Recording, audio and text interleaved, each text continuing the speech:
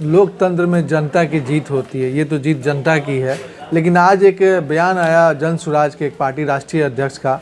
उन्होंने कहा कि 3-4 फैक्टर गिनाया कि जन सुराज को हारने के कारण को बताया। उसने पहला बताया कि 40,000 करोड़ खर्च किया पार्टी, नीतीश जी की पार्टी जो एनडीए है, उन्होंने चुनाव से पहले लोगों को लोक लुभावन वादे दिए, 10-10 हज़ार रुपये का लालच दिया, तो आम जो पब्लिक है वो 10,000 के लालच में बिक गई। उस पैसे से जो है वोट खरीदा, ये उनका बयान था। इस तरह की गैर जिम्मेदाराना अगर बयान जन सुराज पार्टी के राष्ट्रीय अध्यक्ष की तरफ से आता है तो यह थोड़ा सा चिंता का विषय है। हाँ, बयान इस तरह से आने चाहिए थे। क्या ये पैसे बर्बाद किए गए? जनता को अगर कोई मदद कर रहा है, कोई सरकार अपनी जनता को मदद कर रहा है, तो यह पैसा बर्बाद करने जैसा कोई संकेत नहीं होता है। जनता तो चाहती ही है कि हमारी जो सरकार हो हमारे हितों का, हमारे आर्थिक लाभों का, हमारे सामाजिक लाभों का, हमारे शैक्षणिक लाभों का अधिक से अधिक ख्याल रखे। तो अगर आर्थिक मदद एनडीए की सरकार ने अपने बिहार की जनता, जिसमें खासकर आपका इशारा है महिला वर्ग की तरफ, महिला सशक्तिकरण का तो सब कोई नारा देता है। जनसुराज भी बोलता है कि मैं महिला सशक्तिकरण का समर्थक हूं। तो अगर महिलाओं को आर्थिक रूप से सशक्त बनाने के लिए एनडीए की सरकार ने उनको 10-10 हज़ार रुपये का आर्थिक मदद किया है, तो यह कहीं से भी गैर कानूनी नहीं है, अलोकतांत्रिक नहीं है। इसलिए इस पर ये टिप्पणी करना विधवा विलाप करने की तरह लगता है। ये आपने बड़ा बयान दे दिया। खैर आगे चलते हैं।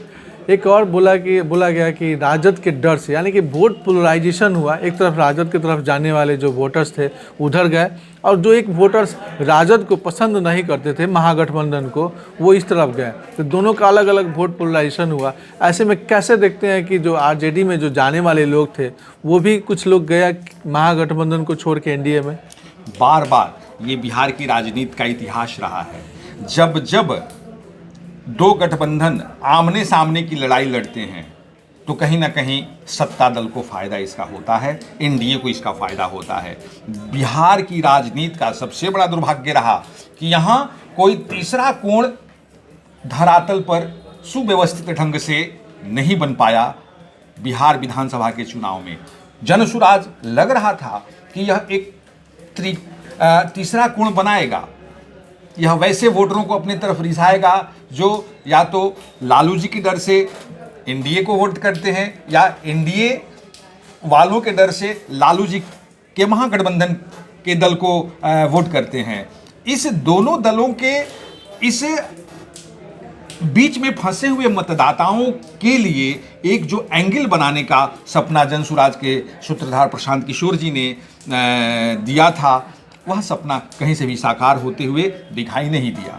एक और हम लोग बयान उनका ले चलते हैं, उदय सिंह जो राष्ट्रीय अध्यक्ष है जनसुराज के। एक और उन्होंने शब्द कहा कि जब सेकेंड चरण का चुनाव था उसके एक दिन पहले बम ब्लास्ट होता है दिल्ली में, तो कहीं ना कहीं उसका भी इम्पैक्ट हुआ वोटर्स में, मतदाताओं में, और वो ध्रुवीकरण हुआ, जिसके चलते वोट जो है ना कहीं एनडीए की तरफ ज़्यादा पड़ा। हो सकता है शायद हो, लेकिन हम इसको नहीं मानते। ऐसा आप क्या कहते हैं, बताएं। ऐसा ये तो जो उनका बयान लग रहा है ये कांग्रेस के बी टीम का ही बयान हो सकता है, राष्ट्रीय जनता दल के बी टीम का ही ये बयान हो सकता है। बार बार एनडीए का जो विरोध करने वाले दल होते हैं वो बार बार इस तरह से एनडीए के ऊपर आरोप लगाते हैं कि एनडीए वोटरों को पोलराइज्ड करने के लिए इस तरह की घटनाओं को अंजाम दिलवाती है। हकीकत ये है कि पूरा देश ये जानता है, पूरे देश की जनता ये जानती है, ये मानती है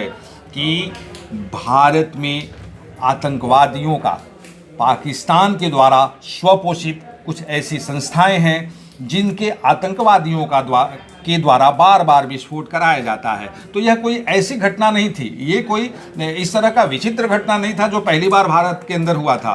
तो इस तरह के घटनाओं पर अगर कोई पार्टी बोलता है कि मतदाताओं का रुख बदल जाता है, ये उनकी पूरी कल्पना हो सकती है, ये यथार्थ नहीं हो सकता है। हालांकि ये हमारा चुनावी विश्लेषण है, चुनाव के बाद का पोस्ट विश्लेषण है हम लोग कर रहे हैं, ताकि चुनाव के जीतने का कारण और हारने के कारणों को हम लोग पता कर सके, जानकारी आपको दे सके।